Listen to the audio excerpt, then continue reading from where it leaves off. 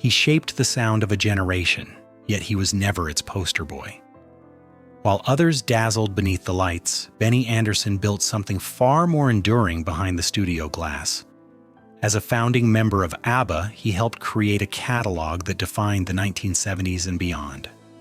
But the story he has begun sharing in recent years is not about glitter, fame, or Eurovision triumphs. It is about emotional restraint, fractured relationships, exhaustion, and the silence that followed global applause. To understand Benny's truth is to look beyond pop perfection and into the fragile humanity beneath it. A childhood tuned to melody. Born on December 16, 1946 in Stockholm's working-class Vasastan district, Benny grew up in a home where music was a living presence. His father and grandfather filled the house with traditional Swedish tunes, and by 6 he was learning the accordion. That early exposure unlocked more than talent. It sparked curiosity. Benny was less interested in applause than in structure. He wanted to know why melodies moved people. He taught himself piano by ear, absorbing harmonies instinctively. By 10, he was performing at family gatherings, not as a showman, but as a sensitive interpreter of feeling through sound. The Hep Stars and early stardom. In 1964, Benny joined Hep Stars, quickly becoming the band's musical engine, often called Sweden's answer to the Beatles. The group enjoyed massive local success. Benny wrote hits such as Sunny Girl and Wedding, proving he possessed a rare melodic gift. But beyond songwriting, he immersed himself in studio craft, arrangement, and production techniques. Even as a teenager, he thought like a producer. Fame arrived early, yet he remained focused on refinement. While others chased attention, Benny quietly mastered the mechanics of creating records that resonated emotionally and commercially. The meeting that changed everything. A pivotal moment came in 1966 when Benny met Björn Ulvaeus, then a member of Hootenanny Singers. Their connection was immediate and deeply musical. Where Benny leaned toward emotional composition, Björn excelled in lyrical sharpness. Together, they formed a partnership built on balance and mutual respect. They began writing for other Swedish artists, experimenting with genre and structure. Long before international fame, they were craftsmen honing their collaborative voice. That partnership would become one of pop music's most successful songwriting duos, grounded not in ego but in shared discipline and creative trust. Love and the birth of ABBA. By the early 1970s, Benny and Björn were romantically involved with Agnetha Fältskog and Annie Frid Lyngstad, forming a unique creative and personal unit. After an unsuccessful attempt to represent Sweden in Eurovision in 1973, they returned with Waterloo, winning the Eurovision Song Contest 1974. The victory launched ABBA onto the world stage. Their acronymic name became synonymous with polished pop excellence. Yet behind the sequins and synchronized costumes stood Benny, meticulously constructing arrangements, harmonies, and sonic textures that elevated catchy tunes into timeless compositions.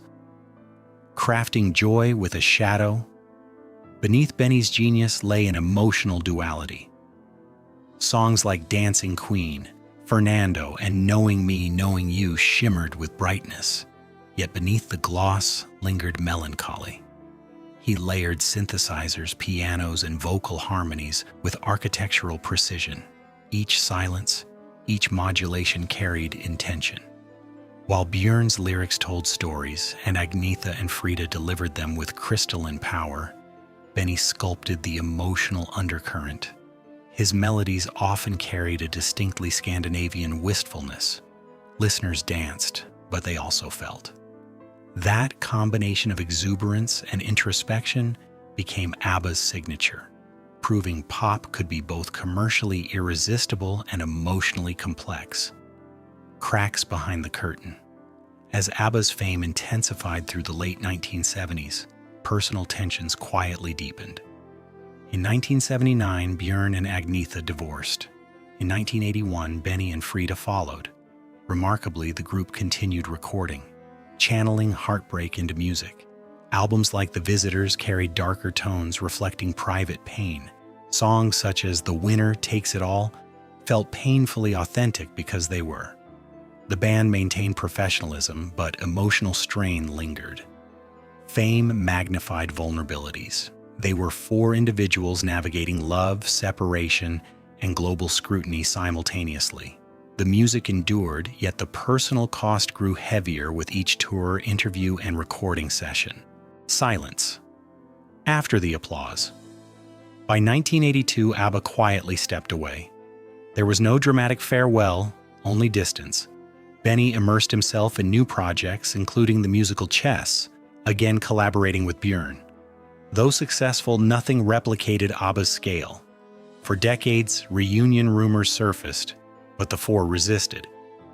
Time provided perspective. Fame had been exhilarating, yet exhausting. Benny later admitted he often used music as emotional refuge. Instead of speaking difficult truths, he composed them. Instead of confronting conflict, he harmonized it. The silence after ABBA's breakup was not emptiness. It was recovery, reflection, and gradual healing. Reinvention through technology. In 2018, the unthinkable occurred. ABBA reunited to record new material, culminating in the 2021 album Voyage. More revolutionary still was ABBA Voyage, a digital residency in London featuring motion capture avatars performing alongside a live band. Benny oversaw production with meticulous care, ensuring authenticity in every sonic detail. Rather than touring physically, they redefined what performance could be. The show attracted millions of fans worldwide. It was not nostalgia alone that drove its success. It was craftsmanship. Benny once again built an immersive musical kingdom, proving innovation thrives when rooted in integrity. A late-life confession. Now in his late 70s, Benny has spoken more openly about the emotional cost of success. He has reflected that he often gave his best lines to songs rather than to the people who needed them personally. That admission reframes his legacy. The reserved composer was not detached. He was afraid to confront vulnerability directly. Music became both shield and confession. In sharing this truth, he offers closure, not just for himself, but for listeners who sensed the sincerity beneath ABBA's polish. The band's fragility, not perfection, made their work timeless and deeply human. Conclusion. The man behind the music. If ABBA had confronted their emotions openly instead of filtering them through melody, their music might have sounded different, perhaps less layered, perhaps less mysterious. Yet it is precisely that restraint that gave their songs enduring depth. Benny Andersson was never the flamboyant face of the band, but he was its emotional architect. Through joy and heartbreak, silence and rebirth, he built a body of work that continues to resonate across generations. In finally revealing his inner world, he reminds us that great music is not born from perfection, but from survival, honesty, and the courage to feel, even when words fail.